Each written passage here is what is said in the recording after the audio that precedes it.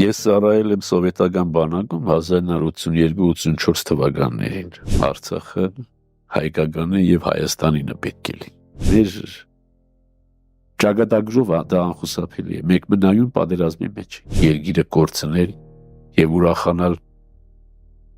քարահարկ առանձնատնով։ Կորստի ցավն է, որ մարդուն կարող է հետ բերել ու մղել։ Ոչ թե պորոդախոսություն։ Ես այնտեղ եմ, որտեղ իմ խրամատն է։ Իմ խրամատը այս պահին Գյումրիում է, Շիրակում է։ Եվ բնավ բացառված չի, որ պատերազմը հենց այնտեղից էլ սկսվի։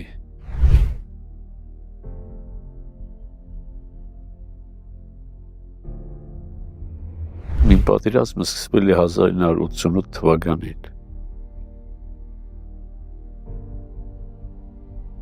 Ես հին մարդ եմ։ Նույնիսկ դրանից առաջ է սկսվել։ Դեռ Ղարաբաղյան շարժումը չսկսած է սկսվել իմ պատերազմը։ Գիտեք, ես երևի առաջին անգամ պիտի ասեմ սա։ Ես ծառայել եմ սովետական բանակում 1982-84 թվականներին։ Եվ ծառայել եմ ադրբեջանցիների հետ։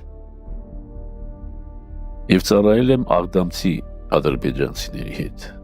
Եվ այն, որ Ղարաբաղը հայկական է, պայքարը սկսվել է նույնիսկ 82-84 թվականներին։ Ես միշտ այդ լեզվակռվի մեջ եմ եղել աղդամցի այդ ադրբեջանցիների հետ, ասելով, որ Ղարաբաղը, Արցախը հայկական է եւ Հայաստանինը պետք է լինի։ Սովետական շրջանը չեք տեսել։ Նույնիսկ սովետական շրջանում նման բան մտածել արգելված էր։ Էլ ուր մնաց արտահայտվել է։ Ուրեմն իմ պատերազմը սկսվել է դեռ այդ ժամանակ։ Իսկ ուղղակի պատերազմի մեջ մտել է արդեն 1988 թվականին, երբ որ Ղարաբաղյան շարժումը սկսվեց։ Ուրեմն պատերազմը 2020 թվականին չի սկսվել։ 88-ին դեռ պատերազմ, որպես այդպեսին կարող ենք ասել, չկար։ Կար շարժում, հետո 89 թվականին սկսվեց քարերի կռիվը, Սումգայիթյան եղեռնագործություն, հետո հրացանային պատերազմ, հետո ավելի մեծ պատերազմ, հետո հաղթանակ, հետո հաղթանակի մսխում եւ ի վերջո 2020 թվականի նվաստացուցիչ պարտություն եւ Արցախի կորուստ։ Դեն պատերազմները, որտեղ մենք երիտասարդ էինք, մեզ տվեց, ինչպես նաեւ ասում էր սպարապետներ ասում, տվեց արժանապատվություն։ Իսկ հիմա ապրում ենք արժանապատվության կորստի պայմաններում։ Այն պատերազմը տվեց արժանապատվություն, այս պատերազմը տվեց արժանապատվության կորուստ։ Հաղթանակած պատերազմը այլ գույն եւ այլ հոտ ունի, պարտությունը լրիվ այլ գույն եւ այլ հոտ ունի։ Հաղթանակած պատերազմը անուշաբույր է։ Գույներն էլ պայծառ են։ Իսկ պարտության գույները մռայլ են, թաղծոտ։ Հայրենիքը արդեն բառը ասում է։ Այն, ինչ որ իմ հորից ես ժառանգել եմ, հայրենական։ Դեռ մի բաներ մենք ասում ենք մայր հայրենիք, չէ, ավելի ամենաթանկ բաների անունը տվել ենք հայրենիքին, մայր հայրենիք։ Հայրենիքը մայր է եւ հայր է։ Եթե մայրը միայն մայր է եւ հայր չէ, հայրը միայն հայր է եւ մայր չէ, հայրենիքը եւ մայր է եւ հայր է։ Ուրեմն ավելի բարձր է նույնիսկ քան մայրը եւ հայրը։ Չէ 92-94 թվականներին որքան տղաներ են ժամանակ երիտասարդ, ջահել 18-20 տարեկան երիտասարդներ թողեցին իրենց հորն ու մորը եւ գնացին ավելի բարձր մայր հայրենիքի համար զոհվել։ Ինչպես է մարդ սիրում իր ծնողին կամ իր զավակին։ Կամ ամուսինը իր կնոջը կամ կինը իր ամուսնուն։ Այդպես էլ պետք է սիրել հայրենիքը։ Այսինքն պետք է պատրաստ լինես կյանքը տալու նրա համար։ Քրիստոս դա շատ լավ ձևակերպել է, չէ՞, ասել է չկա ավելի բարձր բան, քան եթե մարդը պատրաստ է իր կյանքը տալու նրա համար ու սիրում է։ Հիմա դա կարող է լինել ծնող, կարող է լինել զավակ, կարող է լինել սիրածեյա, կարող է լինել հայրենիք, կարող է լինել հող, կարող է լինել ոչ մի թիզ հող։ Այդպես պետք է սիրել։ Սիրո բարձրագույն դրսևորումը դա է, որ պատրաստ ես կյանքդ տալու, որովհետեւ ուրիշը ապրի, եթե նույնիսկ այդ ուրիշը նյութ է եւ ոչ թե հոգի։ Եկեղեցին նախ եւ առաջ պետք է ներշնչի այն հավատը զինվորին, որ իր զոհողությունը անիմաստ չէ, որ իր զոհողությունը իմաստավորված է, որ իր զոհողությունը նաեւ անհրաժեշտ է, որ իր զոհողությունը փրկարար է, որ իր զոհողությունը նաեւ հատուցում ունի, կարգև ունի։ Այս հավատքը պետք է փոխանցի։ Եթե այդ հավատքը չփոխանցեցիր, ամեն ինչ կդառնա անիմաստ։ Զինվորի առաքելությունը դա է։ Մենք երբեմն մոռանում ենք զինվորի առաքելությունը ո՞րն է։ Ինքը պատրաստ է զոհվելու, որպեսզի ուրիշները ապրեն։ Սա է զինվորի մասնագիտությունը։ Չեմ ասում պարտադիր պիտի մեռնի, բայց պատրաստ պիտի մեռնելու, որպեսզի ուրիշները ապրեն։ Եթե ինքը մեռնում է եւ ուրիշներն էլ չեն ապրում, իմաստած զրկվում է իր զոհողությունը։ Ցավոք, մեր բոլոր հին եւ նոր զինվորների զոհողությունը սրանք ամբողջ զրոյացրին։ 92-94 թվականի զոհվածների զոհողությունները զրոյացրին։ Շատ նվիրյալ տղաներ կային, որոնց ճանաչելու պատիվն ունեցել եմ, որոնք զոհվեցին, եւ այսօր ամոթ եմ ապրում, որ այսօր ոչ միայն ես կամ, բայց Արցախը չկա։ Եվ յուրաքանչյուրս մեր սերունդը, որ գիտեք, ամենաերջանիկ սերունդն էր հաղթանակած, եւ այսօր ամենադժբախտ սերունդն է։ Եվ մի կյանքի մեջ ամփոփել երջանկությունը եւ դժբախտությունը եւ դժբախտության փագել կյանքը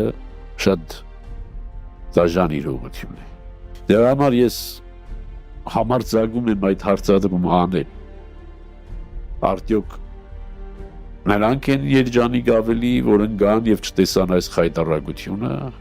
թե մենք որ այսքան երկար ապրեցինք, բայց այս խայտարակությունը ստացան։ Արժեր այսքան երկար ապրել տեսնելու համար այս խայտարակությունը, ապրելու համար այս խայտարակությունը։ Գիտեք, մայրը չպետք է փակվեր ակրավակարում։ Իսկ փակվելուց հետո չի ուզում դուրս գալ, թող դուրս չգա։ Մենք, ով որ դրսում ենք, մեզ է վիճակված այդ բանը։ Չի կարելի ինչպես այդպես սպասել, որ ինչ-որ մահեր պետք է դուրս գա։ Մենք պետք է դուրս գանք։ Մենք մեր ակրավակարից պետք է դուրս գանք։ Մենք ենք ակրավակարում։ Կենտրոնը պետք է տեղափոխենք մեզնից դեպի դուրս։ Հայրենիքը, ազգը պետք է լինի ավելի կարևոր, քան մենք։ Քանի որ տիեզերքի կենտրոնը մենք ենք յուրաքանչյուրս, մեր կոմֆորտով, մեր ընտանեկան միջավայրով, մեր ընտանեկան բարեկեցությամբ, մենք կշարունակենք բարդության հետևից։ Գիտեք, ուրիշ ազգեր կարող են իրենց այդ շռայլությունը թույլ չտալ անհոգ ապրել, որովհետև իրենց նախնիները երևի թե տառապել են, որպեսզի իրենք այսօր շատ հանգիստ ապրեն։ Մենք չենք կարող մեզ այդ շռայլությունը թույլ տալ։ Մեր ամեն մի սերունդ իր զոհողությունը պիտի անի, այլապես կտուժի հաջորդ սերունդը ավելի, հաջորդ սերունդը ավելիով կտուժի։ Մենք պարտվեցինք, որովհետև հաղթանակի գինը չիմացանք, հաղթանակից շփացանք, հաղթանակը սպառեցինք, մսխեցինք, փչացրեցինք, շատ գոռոզացանք, ինքնահամայվեցինք, հաղթանակը միայն մեզ վերագրեցինք, թշնամուն թերագնահատեցինք, մեզ գերագնահատեցինք, եւ մեր հայրենիքը այնքան չսիրեցինք, ինչքան պետք էր։ Պատճառները շատ են, ոչ մի պատճառ ասես Բայց հիմնական անփութությունն էր, անփութությունը հաղթանակից շլացվածությունը։ Մենք լուրջի չարանք պատերազմը, որովհետև կարծես թե թվաց թե մեզ հաղթանակը հեշտ տրվեց, եւ մենք մոռացանք, որ մեր պատերազմը չի ավարտվի եւ երբեք չի ավարտվի։ Այս աշխարհաքաղաքական իրավիճակում մեր պատերազմը գուցե ունի սկիզբ, որ իսկ սկիզբը սկսվում է հայկից դեռ, բայց չունի վերջ։ Եվ մենք միշտ պետք է լինենք պատերազմի մեջ։ Երբ որ ասում ենք միշտ պետք է լինենք պատերազմի մեջ, այդ չի նշանակում մենք խոսում ենք պատերազմ, հոգուտ պատերազմի հարցիկ ենք, պատերազմի քարոզիչ ենք։ Դա անխուսափելի է, մեր ճակատագրով դա անխուսափելի է։ Մենք մնայուն պատերազմի մեջ։ Եվ մեր պատերազմը չի կարող վերջանալ երբևիցե։ Չպետք է հանձնի քրիստոնյան։ Դա եմ ասում, ինքը պատրաստ պետք է լինի կյանքը տալու դրա համար։ Գիտեք, մենք շատ թեթև ենք տանում։ Տեսեք, մենք միշտ հեգնեցինք այս բոլոր 30 տարիներին, մենք միշտ հեգնեցինք ոչ մի թիզականությունը։ Բայց ադրբեջանցին տեսնում եք, որ ոչ մի թիզական է։ Եվ ոչ մի հայ չի հեգնում ադրբեջանցու ոչ մի թիզականությունը։ Այս հեգնողները, որ այդպես հեգնում էին հայ ոչ մի թիզականությունը, բա թող հիմա ադրբեջանցուն հեգնեն։ Ասելով թե լավ հերիք է, ինչ է զում։ Ես մի 4 գյուղից էլ հրաժարվի, ինչ է։ Չի հրաժարվում։ Ես մի անգամ այդ տարօրինակ բանը ասել եմ, ոմանք չեն հասկացել, հիմա էլ ասեմ, էլի չեն հասկանա։ Մի քիչ պետք է նաև թշնամուց սովորել, թե ինչպես պետք է սիրել հողը, տարածքը։ Ձեզ թշնամին 30 տարի չհաշտվեց կորստի հետ, իսկ մենք 30 տարի մսխեցինք։ Մեր տները կառուցեցինք, մեր ապարանքները կառուցեցինք, 200, 300, 400, որը չի տեղավորում, որևիցե մի տագաղի մեջ տեղավորել հնարավոր չի։ Ես երբ որ տեսնում եմ այդպիսի ապարանքներ, ասում եմ լավ, բայց ո՞նց է տեղավորվելու։ Եվ այդպես մի ժամանակին օրինակ Անի վերջին վանահայրերից մեկը ասել է ժողովրդին հանդիմանելով, ասել է չնճահավատ։ Ինչքան կարելի է այսքան փորձությունից հետո լինել չնճահավատ։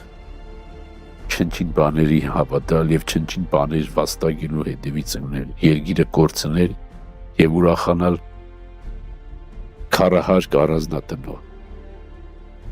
Ցավոք մեր ժողովուրդի մոտ չեմ տեսնում այն ուժականությունը եւ կարողունակությունը, որի ի վիճակի կլինի հետ բերել մոտ ապագայում։ Թեև հեռավոր ապագայում էլ հետ բերելու շանսերը շատ քիչ են, բայց այս փուլում, որովհետեւ պետք չէր հանձնել, որպես հանձնելուց հետո մտածել հետ բերելու մասին։ Մանգամտությունն է, որ հանձնեցինք, ու մենք Ռուսաստանի նման անծայրացի երկիր չենք, որ Մոսկվան հանձնենք, հետո կարողանանք ռևանշ անել։ Մի բուր երկիր ենք, ինչպես ասում էր, մի սրտի չափ,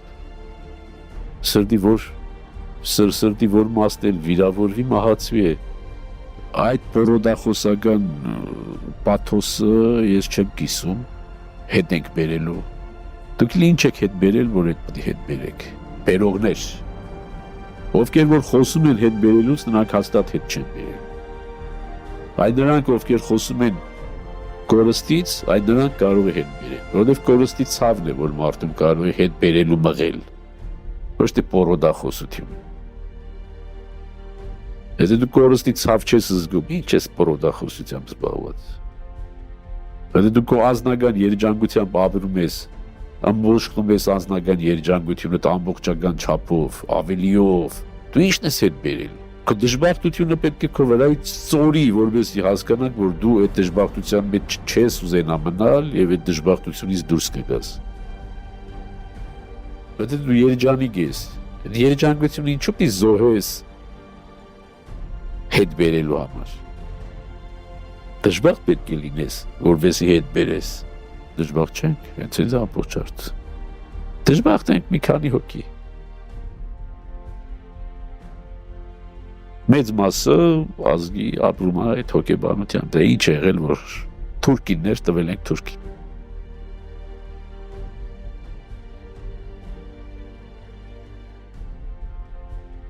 Ցավ չենք զգում։ Եթե ցավ զգայինք, հիմա երկիրը պիտի ցավից տնքար։ Այնինչ երկիրը ծափում է զվարթությունից, ամենուրեք զվարթություն է։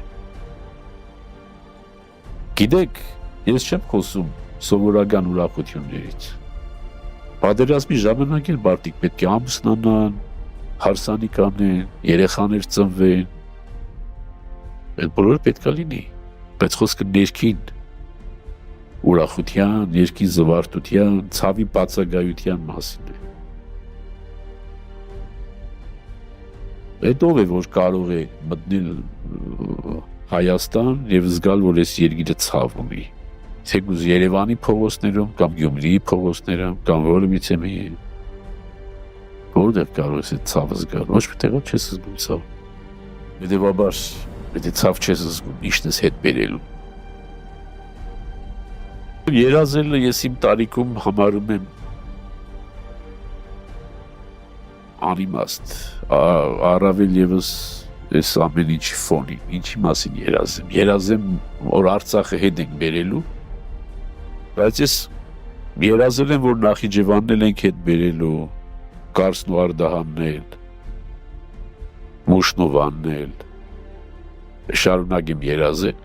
Իմ նպատակը եղել է նաև նախ, որ ես մտել եմ եկեղեցվո ծառայության, իմ նպատակը եղել է իմ ազգի, իմ երկրի, իմ հայրենիքի, իմ եկեղեցու հզորած։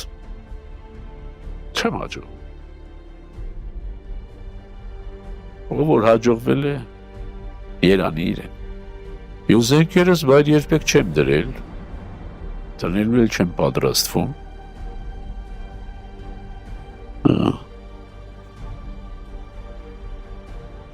Բայց դա նման է այն զինվորին, որը պատրաստվում է զոհվելու։ Եվ չգիտի իր զոհվելուց հետո այդ դիրքը մնալու է իր ազգակիցներին, թե ոչ։ Հիմա ես նման եմ այդ զինվորին։ Ես իմ դիրքը պահում եմ։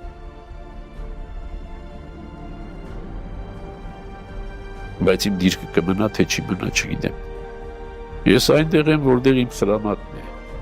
Իմ սրամատը այս պահին Գյումրիում է, Շիրակում է։ Եվ բնավ բացառված չի, որ պատերազմը հենց այնտեղից էլ սկսվի։